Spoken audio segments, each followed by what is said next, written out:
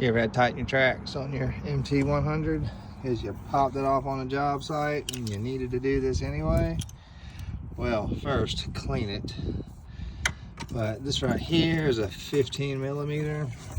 So I'm doing this while I'm holding it.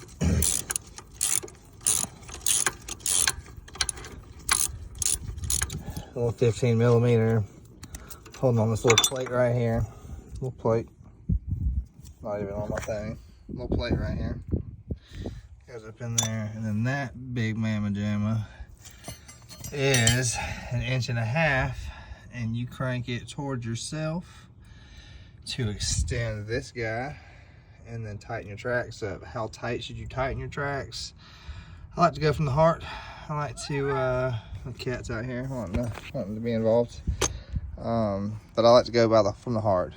Tighten it till you feel good, and then if you crank it up and run it and it starts popping, you either did too much or too little.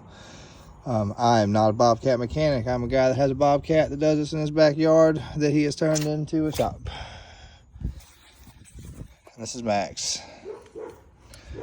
All right. You just take it and you turn.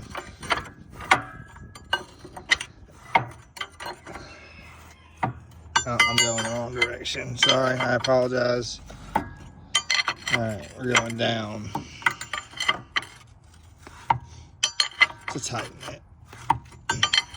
You can kind of see that moving when you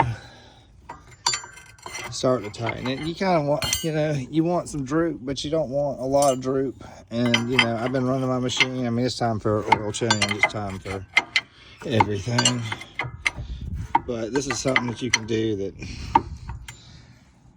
really will help the way your machine performs.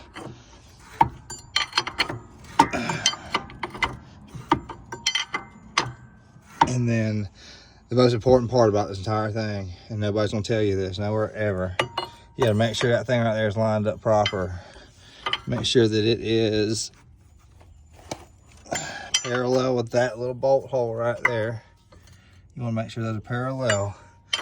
And I know you think you've got it because you're real good at all that stuff, but you ain't got it. Because see, the little plate fits on there. I thought I had it, but we ain't quite there. Because the plate fits over that bolt so it can't move while you're riding or working or playing. We all know, gentlemen, that we buy these for work, but yeah, we love our jobs. But you want to put your plate back on. Also, don't put your plate on backwards. It does not go with these two. It just goes with the single hole. And then you put your screw back in there. Your bolt back in there. Sorry. Somebody's going to get me some terminology again. I'm just, in my backyard. And you got your 15 millimeter. And you put it back on. Usually I'm better at this, but I'm also holding the camera because I was like, I need to shoot a video for everybody because no one knows how to do this.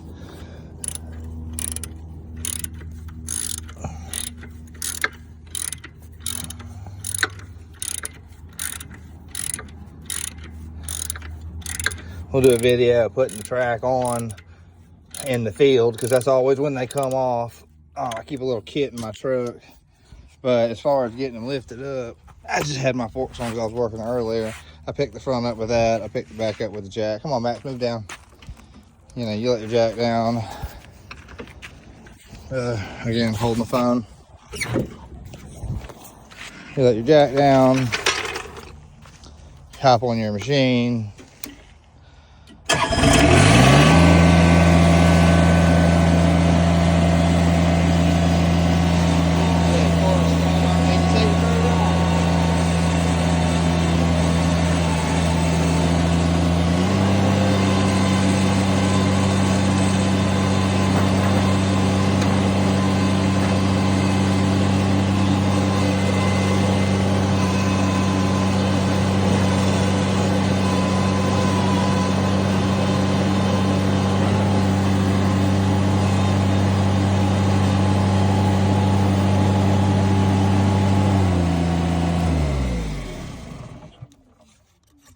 They didn't pop or nothing like that. They seem all right. I'll find out for sure tomorrow. So I gotta dig a drain line up.